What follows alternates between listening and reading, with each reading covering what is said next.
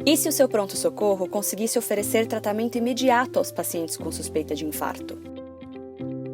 Conheça o Cardia, uma solução para agilizar e organizar o pronto atendimento cardiológico do seu hospital. Veja como funciona. A equipe do pronto-socorro realiza o eletrocardiograma e faz upload no Cardia. Nossa inteligência artificial, a Marie, realiza o processamento automático da imagem, analisando as ondas do eletrocardiograma e emitindo a análise em até 50 segundos. A equipe do pronto atendimento recebe o pré-laudo de triagem entre normais e anormais, agilizando assim a assistência ao paciente cardiovascular. Cardia, a conexão entre o melhor da medicina e da tecnologia. Agende uma demonstração. Olá a todos, dando início ao primeiro webinar esse de comemoração de 5 anos da Neomed. Hoje eu tenho aqui comigo, eu sou Gustavo Kuster, sou médico e CEO da Neomed, fundador da Neomed. Eu estou aqui comigo com o Bruno. Bruno é meu sócio já há 5 anos, nosso diretor de produto e outras coisas mais, ajuda a gente no dia a dia aqui da empresa. E hoje a gente tem o prazer de receber em sala aqui o Caio Soares. Caio, que também é médico, ele hoje está diretor da Teladoc Brasil e presidente da Saúde Brasil Digital, né? O Caio vem compartilhar com a gente aqui algumas das experiências deles, o que ele acha. O tema hoje é a saúde, o futuro digital da saúde em 2023, daqui para frente. Mas antes, Caio e Bruno, de falar de futuro, eu gostaria de dar um passo para trás e a gente falar um pouquinho do que aconteceu no digital, né, nesses últimos anos e que foi tão importante para a saúde aqui no Brasil, né? A Neomed, fundada, a minha primeira empresa, por coincidência, a gente fundou em 2011, quebrou muito rápido, então a gente viu muita coisa em digital se transformando aí nos últimos anos. A Neomed, especificamente, em 2017, né, 18 foi um momento em que se falava muito pouco de saúde digital, ainda muita resistência, poucos startups. Quando a gente captou nosso primeiro recurso, 19, as coisas mudaram e o Covid veio para dar um impulso, né, em tudo isso, né? O Covid ele deu um impulso muito importante em 2021 e a gente vê agora em 22 um decréscimo, né, uma queda, uma perda de valor dessas empresas que ganharam muito valor naquele momento de digitalização acelerada da saúde. Então, eu queria, dado esse contexto, eu queria perguntar ao Caio, que também tem muita experiência no assunto, como é que você vê, Caio, o que aconteceu no Brasil e no mundo de 2015 para cá, 16, 17, enfim, e onde nós estamos hoje, né, em termos de digital, em termos de saúde Brasil? Gustavo, em primeiro lugar, muito obrigado. Uma honra participar aqui com vocês dessa celebração de 5 anos da Neomed. Eu saúdo a Neomed e a todos os ouvintes aqui do nosso bate-papo. Obrigado pelas suas palavras. Eu diria, indo direto ao ponto, que eu, quando acabei a faculdade de medicina, eu fui fazer uma especialização em administração, depois eu fui fazer uma especialização em bioética, e uma coisa curiosa que pouca gente conhece e faz, que é a gestão das catástrofes. Então, eu sou especialista pela Harvard Medical School em Catastrophe Management, e eu fui fazer isso meio de curioso, mas nunca imaginei que fosse aplicar isso tão frequentemente no meu dia a dia. Porque o que a gente vivenciou nos últimos 2 anos e meio foi uma catástrofe sobre vários aspectos, sobre o aspecto da saúde, mas também sobre o aspecto da mudança rápida de paradigmas quando você está conduzindo, quando você está trabalhando na gestão das empresas. A gente vinha tentando tracionar os produtos de saúde digital, de atendimento não presencial, uma série de soluções que existiam e ainda precisavam dar muita atração. Usando o exemplo da Teladoc, onde eu trabalho hoje, em 2014 para 2015, a gente começou a operação aqui no Brasil.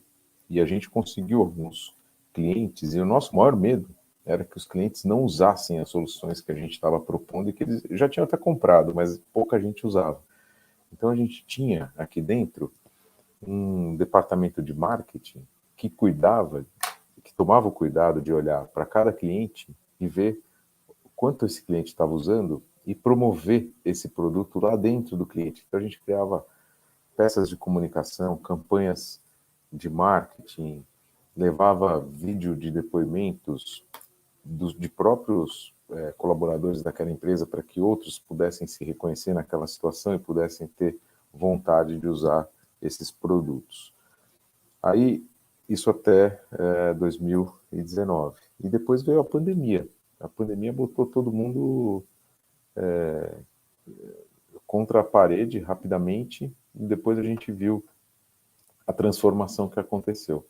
Então, tem muita coisa que foi de muito sofrimento, obviamente, na pandemia, um período catastrófico sobre esse aspecto, mas a gente tem que reconhecer que ele trouxe também alguns avanços, né? Muitas soluções foram proporcionadas por esse período, e muito desenvolvimento aconteceu nesse período. Então, a gente pode até entrar em mais detalhes sobre isso, mas é assim que eu vejo, né? Então, a gente teve um período de, vamos dizer, testes ou incipiência, um período massivo de utilização, que muita gente não estava preparado, e quando você tem esse período massivo de utilização, se você não rapidamente reage, você capota, e ao mesmo tempo muitos entrantes nesse mercado de 2000 para cá.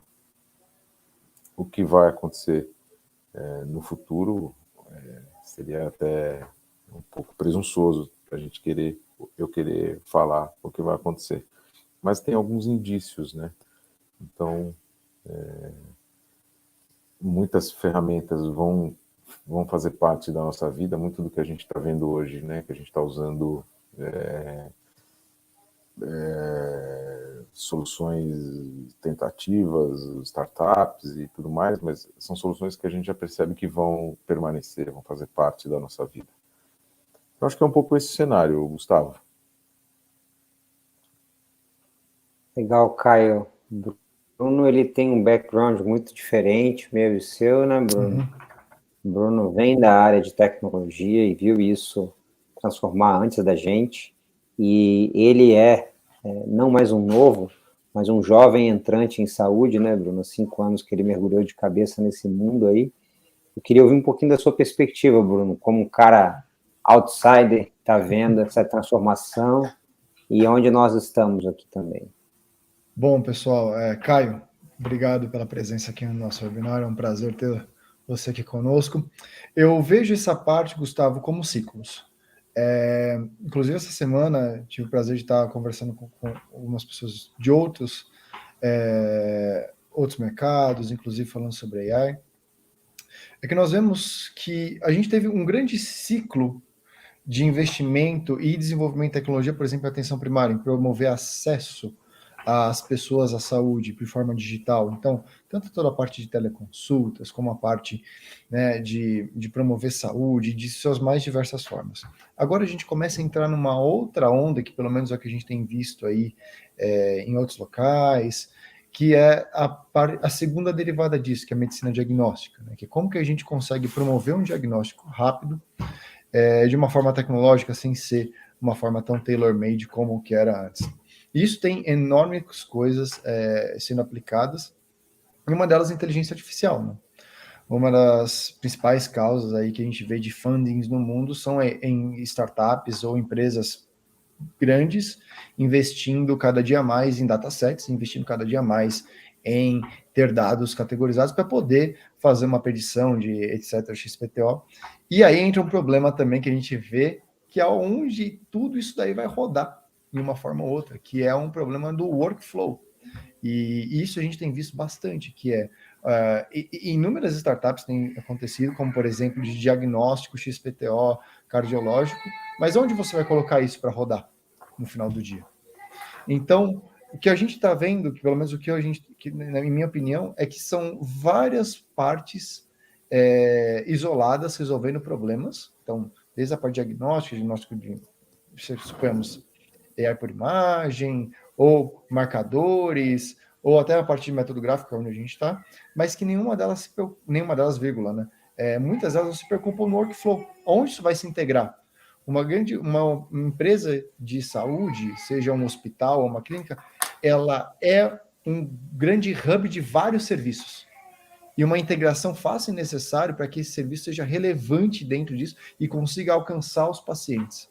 Então, essa onda que eu vejo que a gente está vivendo agora, que é pós a atenção primária, que é a parte de diagnóstico e todo esse arcabouço que vem junto, que é a busca por AI, a busca por integrações de workflow, integrações as mais diversas possíveis, que fazem com que a gente tenha aí uma nova onda, se eu puder dizer dessa forma. Bem, Bruno, obrigado por compartilhar a sua opinião aí com a gente.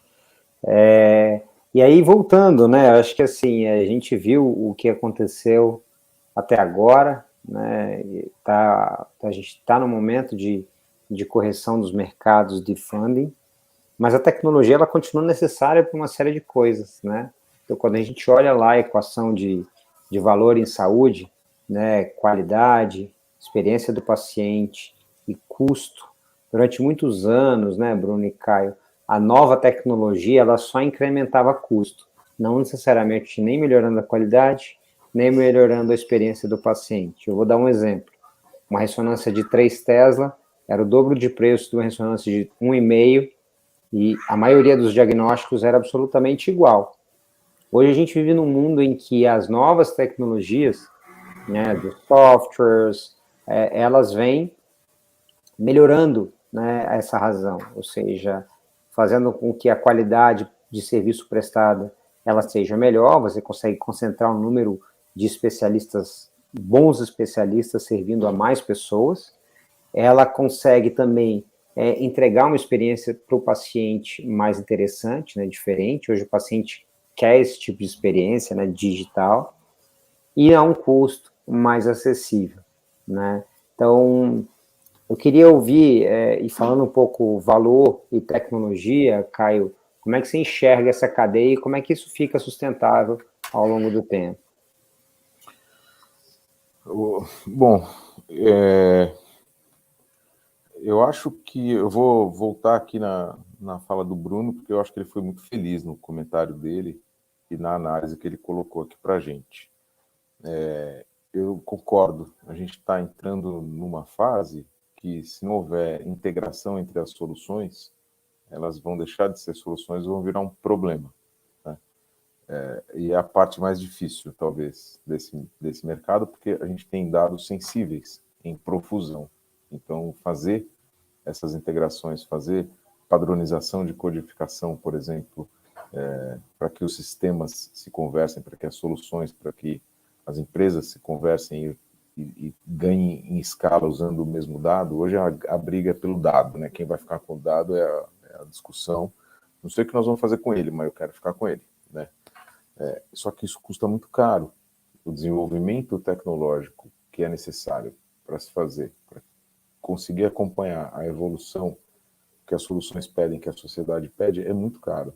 Então, se não houver essa integração, além da gente não entregar o valor que a sociedade, que as pessoas, que os investidores esperam, a gente corre o risco de morrer por falta de fôlego. Então, mais do que uma tendência, eu acho que é uma necessidade a gente promover dentro das nossas empresas essas integrações, trabalhar junto, trabalhar coletivamente, né?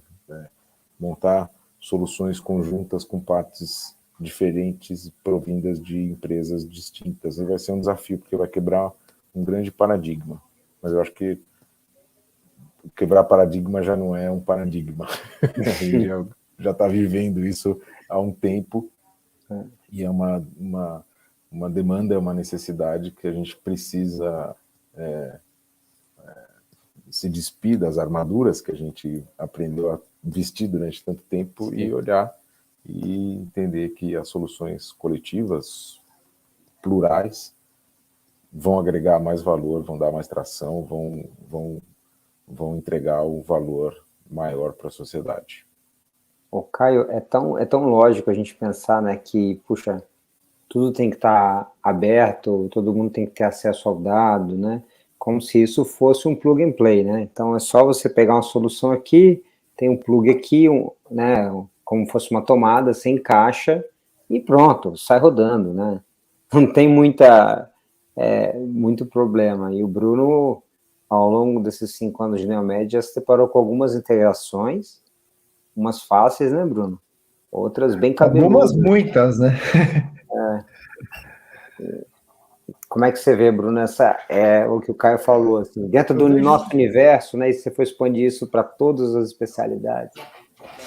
Eu vejo isso como, primeiro de tudo, é uma quebra de... O Caio foi muito feliz também, Caio, ele está tocando aqui felicidade de fala, mas a gente, dentro da saúde, a gente está conseguindo emular o que o mercado financeiro fez lá atrás com o Open Banking, ou, por exemplo, tendo birôs de dados que você consegue ter acesso, como, por exemplo, hoje várias instituições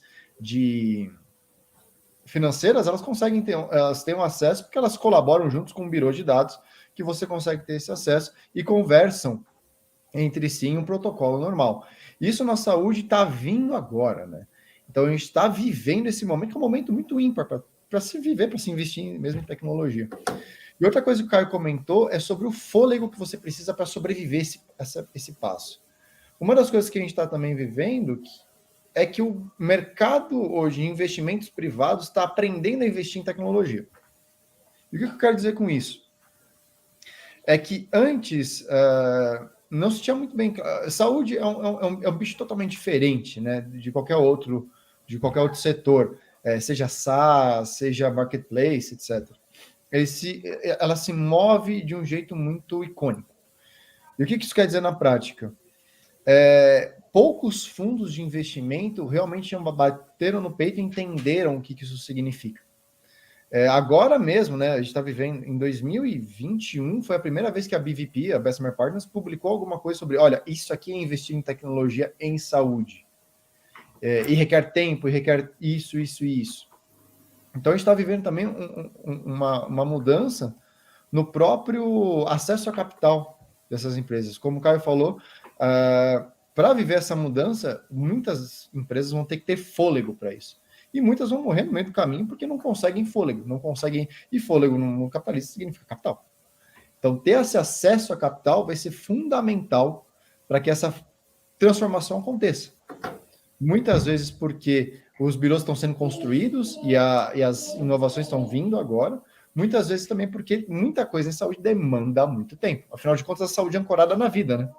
A gente brinca aqui, né? Eu não posso... um aplicativo de entrega, por exemplo, se eu te mando uma pizza errada, talvez você fique muito bravo, mas depois eu te mando uma coca, você não vai ficar tão bravo. Se errar um diagnóstico, você pode ter uma consequência fatal.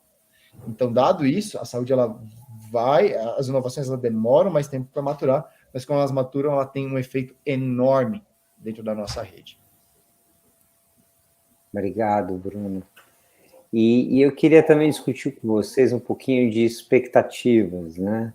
Então, assim, quando a gente olha, eu não tenho dúvida que para os pacientes, a gente tem se esforçado para fazer o melhor possível, né? Então, tentando entregar uma solução que tem uma boa experiência na Teladoc, na Neomed, em tantas outras startups de saúde campeãs que a gente tem aqui no Brasil, né? E que transformam realmente o setor de saúde.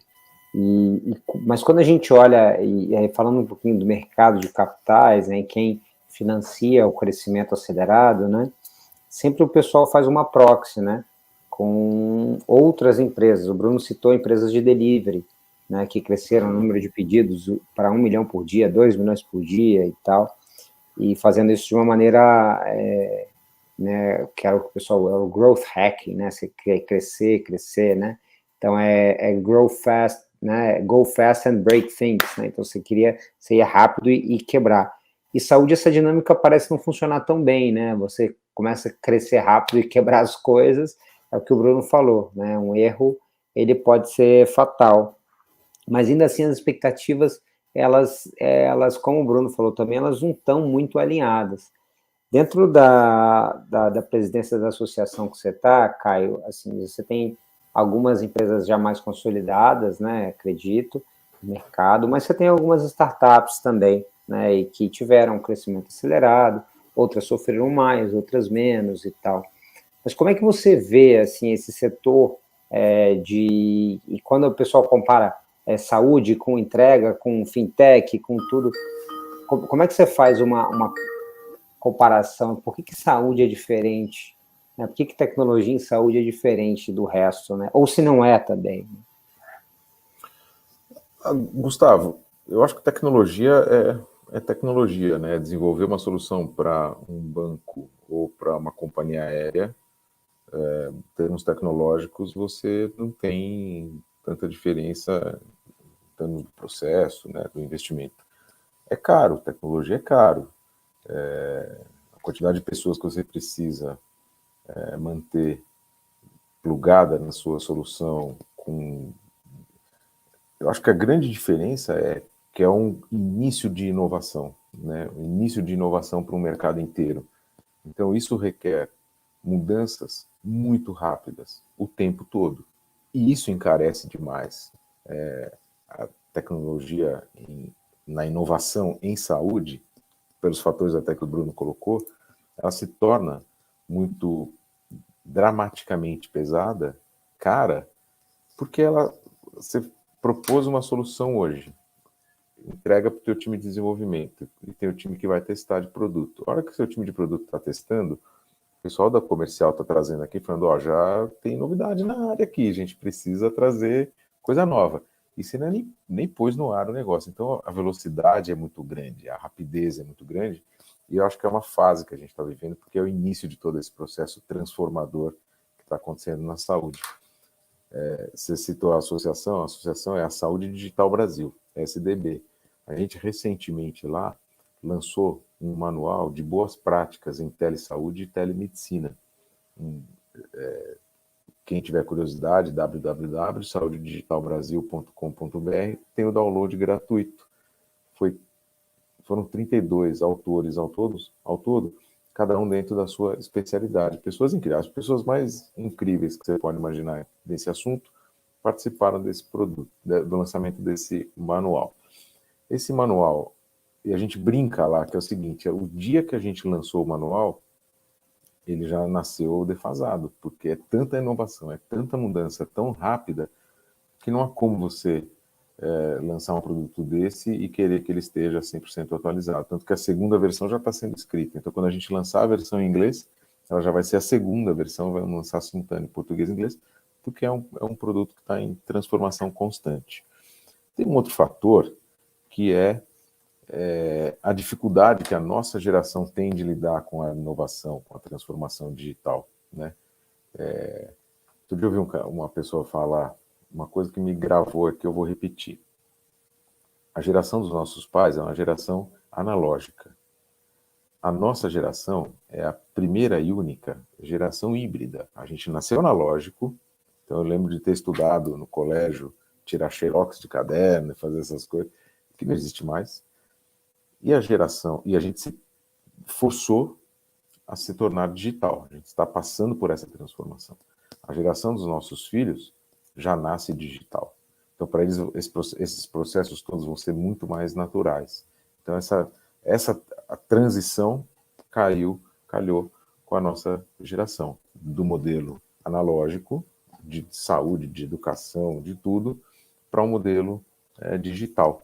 Isso tem um custo, isso tem um preço, isso tem um custo, isso tem uma energia que você despende para se adaptar, para se atualizar, para estar próximo daquilo que os seus clientes esperam, que seus pacientes esperam e que a própria sociedade já tomou como default no seu comportamento.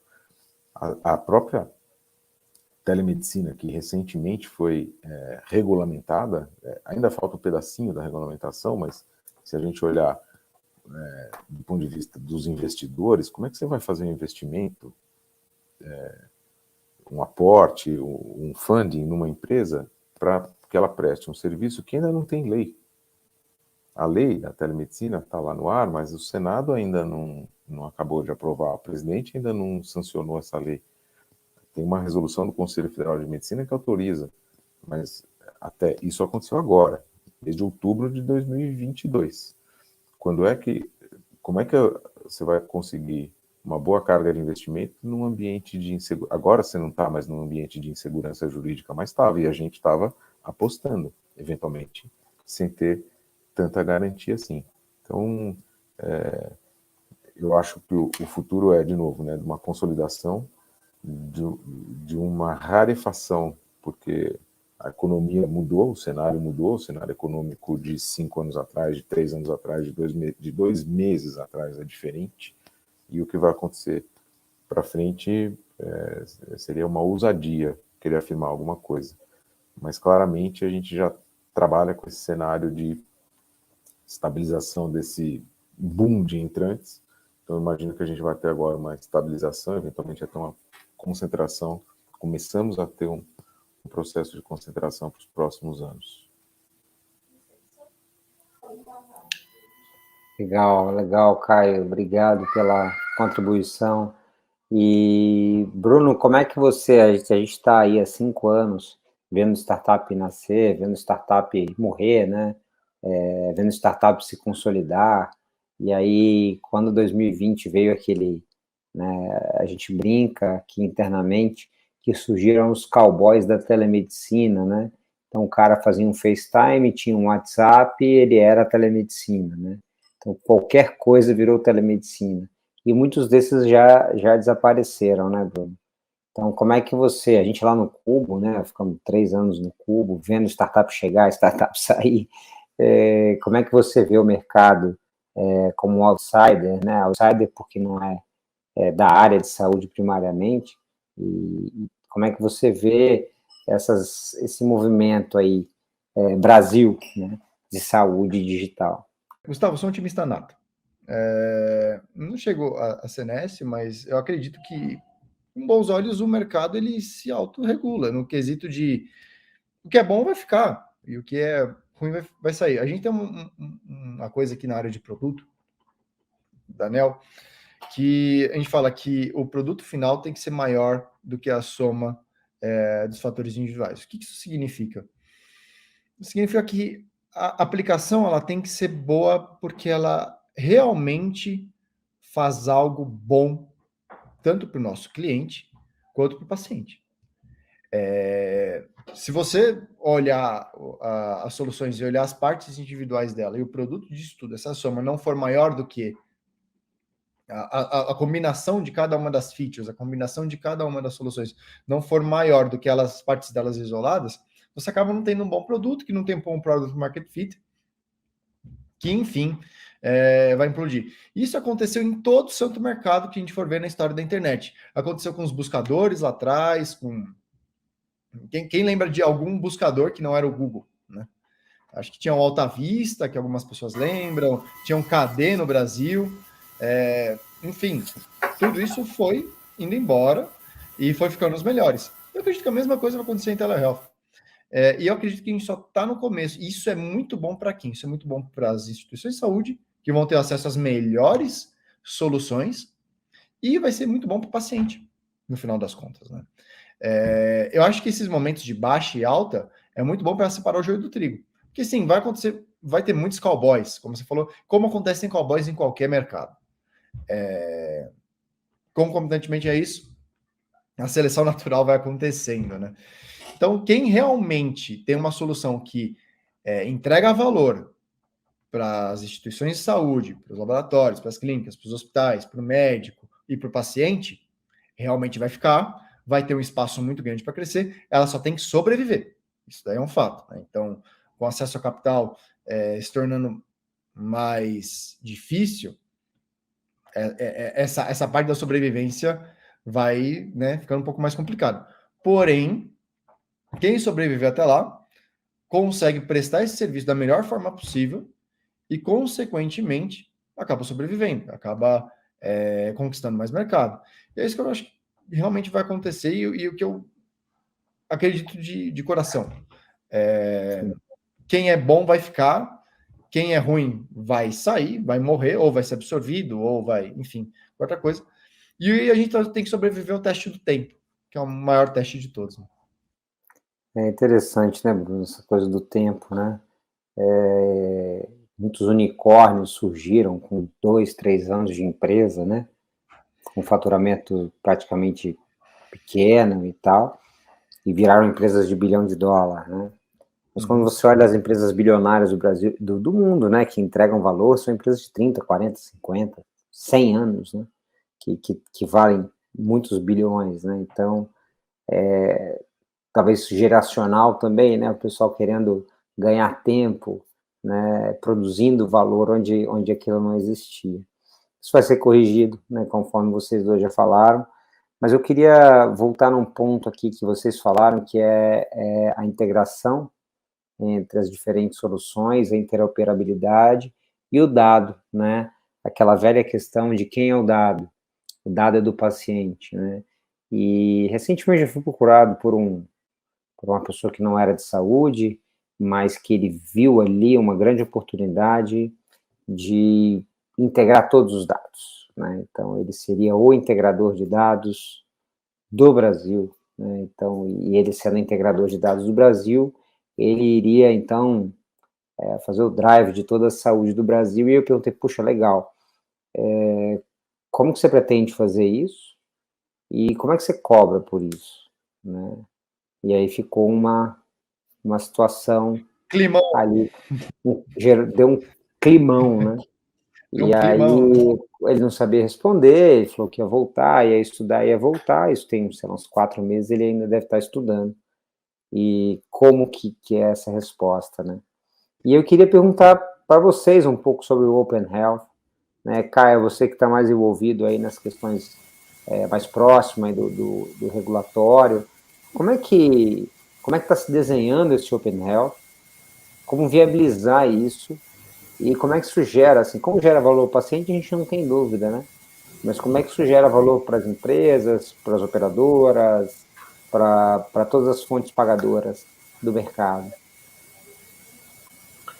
Cara, eu gosto de você, você sabe disso. Essa pergunta, eu só vou agradecer que você me fez a pergunta. É uma pergunta fácil, pergunta de resposta pronta.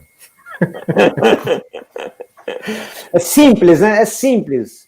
Eu só não vou responder hoje porque eu preciso parar por aqui, né? Mas era super Assina meu curso, né? Assina meu curso, né, cara? Caramba, mas é o seguinte, não, eu acho que dá para endereçar alguma coisa. Open Health é um sonho de muita gente, né? É um sonho porque quando você imagina na teoria o que seria o ambiente do Open Health, que todo mundo pudesse usar os dados, esses dados estariam interoperáveis, ele funcionaria para mim, funcionaria para a ANEEL, funcionaria para a Saúde Digital Brasil, para todo mundo. Na teoria, isso é muito legal. Na prática, tem 2 fatores, eu acho, que são bastante limitantes para essa realidade, para esse fato se tornar uma realidade. O primeiro é os pacientes. A gente nasceu e aprendeu que em casa e na escola que o dado é meu, o meu dado é meu, a minha informação é minha, e eu acho que isso está certo. Quando eu estou afim, quando é que eu vou estar afim de dividir isso com alguém? Então, não é.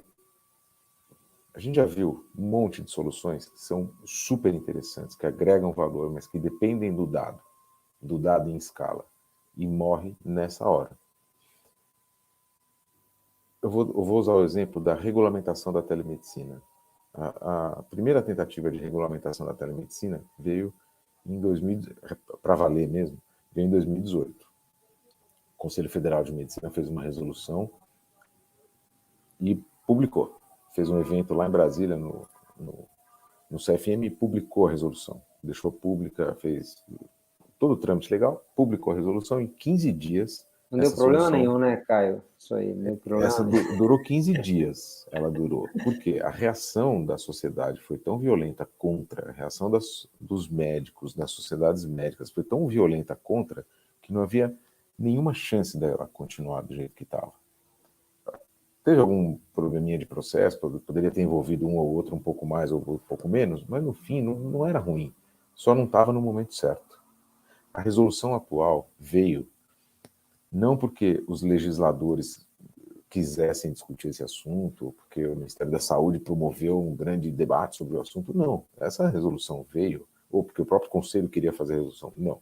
Ela veio porque a sociedade mudou o comportamento. Então, ela é decorrente do comportamento. Tem leis que são decorrentes do comportamento e tem leis que vão influenciar o comportamento. Essa é uma lei que veio na decorrência da mudança do comportamento. Eu acho que o Open Health vai, de fato, se tornar uma realidade quando a gente mudar o nosso modo de pensar individualmente e coletivamente. Quando a sociedade entender e adotar este modelo de comportamento, que o dado e a informação são meus, mas eu estou a fim de dividir, quando eu tiver alguma vantagem, benefício individual, não estou falando de vantagem financeira, eu estou falando de vantagem na minha saúde. Quando eu perceber que é melhor para mim dividir minha informação, ao invés de querer segurar cada vez mais ela para mim, aí nós vamos olhar o Open Health como uma realidade mais próxima. Enquanto isso não acontecer, eu acho que é muito difícil. Eu não sou tão otimista com isso. Tá? Acho que então, né, Caio, a coisa vem muito mais bottom-up do que top-down, né? Então, eu acredito que sim. Não é porque eu montei uma solução que todo mundo vai amar e vai usar, né? Então, acho que provavelmente em saúde isso acontece de uma maneira diferente. Não é porque a Coca-Cola lançou a baunilha Coke que todo mundo vai tomar. Você vê lá na prateleira, tá lá um monte de baunilha Coke, Green Coke, não sei o quê. Todo mundo quer Coca-Cola, cara. Bruno, eu vou terminar com uma última pergunta, né?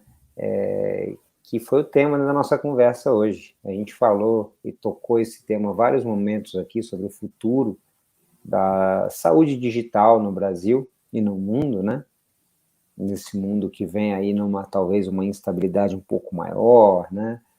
Econômica, política, enfim, guerra e tudo isso. E uma pergunta também muito simples para vocês dois, né? Em 2023, em 2024, em 2025, né, nos próximos 3 a 5 anos, o que será de nós? Nós, empresas de tecnologia em saúde, que estamos aqui diuturnamente trabalhando para oferecer um melhor serviço para os nossos pacientes de maneira digital. Né? Então, o Caio começa, o Bruno termina e a gente fecha esse primeiro bloco aqui. Outra pergunta boa, gostei. Hoje o Gustavo está afiado, como sempre. Eu acho que como mensagem final, Gustavo, não é que a gente tem que ser otimista. O ambiente é otimista. A gente tem um ambiente aqui muito propício para as inovações, para soluções digitais, para a transformação digital na saúde. A gente tem que também, só que eu acho que a gente tem que respeitar o tempo das coisas, né? O tempo das pessoas entenderem. Há 10 anos atrás, a gente vê empresas trazendo soluções de wearables, que ligavam no Bluetooth, que ligavam numa antena e tal. Aí chegaram os smartwatches e resolveram esse problema. Não adianta a gente querer inventar coisas agora que vão ser diferentes. Pô, um negócio que vai entrar aqui no meu fone de ouvido, vai medir meu batimento cardíaco. Não, está no relógio. Todo mundo usa relógio e está no relógio. Vai estar no relógio de todo mundo daqui a pouco. As crianças hoje de 7, 8 anos querem um relógio que mede os passos, que mede o batimento cardíaco, que mede o sono, porque eu quero saber como é que está meu sono. Faz parte da vida, né? Então, eu sou otimista, mas eu acho que as coisas têm que acontecer no momento certo. Se a gente fizer as coisas e não fizer as coisas no momento certo, elas não vão funcionar. E, enquanto sociedade, eu espero, de fato, que a gente promova mais discussões como essa, promova mais integrações, promova mais soluções conjuntas. Há empresas que fazem muito bem feita determinadas partes de processo, né?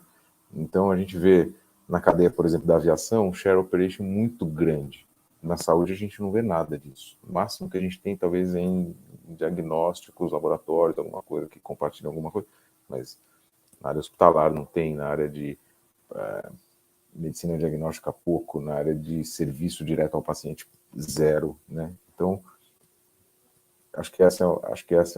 esse deveria ser o próximo passo para a gente ter, de fato, ver a roda girar para valer, com benefícios, soluções na prática, muito mais do que teorias, PowerPoints e belas apresentações. Boa, muito legal. Bruno, e para você, rapidamente, Pô, depois do que o Caio falou, o que eu tenho a falar? Gustavo, Caio, né, tinha que encerrar isso com chave de ouro, cara. Mas fica difícil depois falar disso. Mas assim, o que eu realmente acredito disso é exatamente essa última fala que o Caio comentou. Que o que eu tenho visto é que todo mundo quer ser tudo, né? Eu tinha um professor meu que ele falava: ninguém quer comprar um carro esporte, SUV, que é uma picape e ao mesmo tempo sei lá, é hatchback.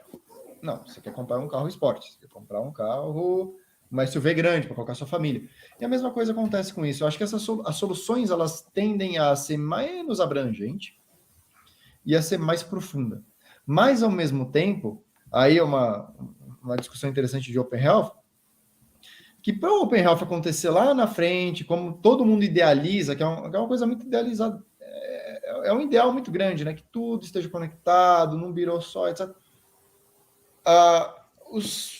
As soluções elas têm que ser, primeiro de tudo, integráveis puramente com uma API, né? Que a gente não tem visto nem essa realidade hoje em dia. Tem alguns lugares que a gente entra que nós somos os primeiros fornecedores de um serviço SaaS.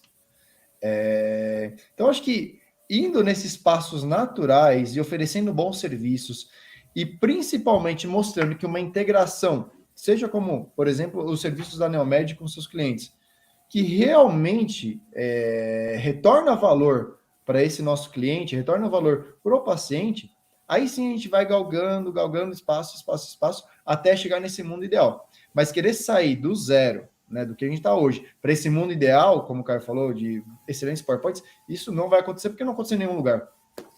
A gente tem que ir galgando espaço e mostrando que com tecnologia a gente agrega muito mais valor.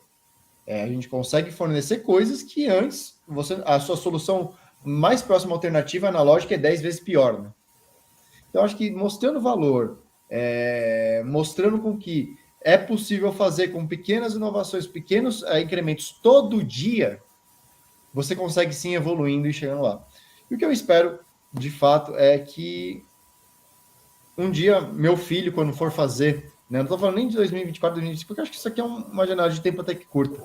Eu olho muito mais para o meu filho, eu tenho um filho de 1 ano e 7 meses. Eu espero que quando ele for ter 18, 19 anos, o cenário de saúde seja completamente diferente e que todo mundo que está aqui nessa call tenha participado dessa transformação e que olhe lá e fale assim, olha, isso aqui foi...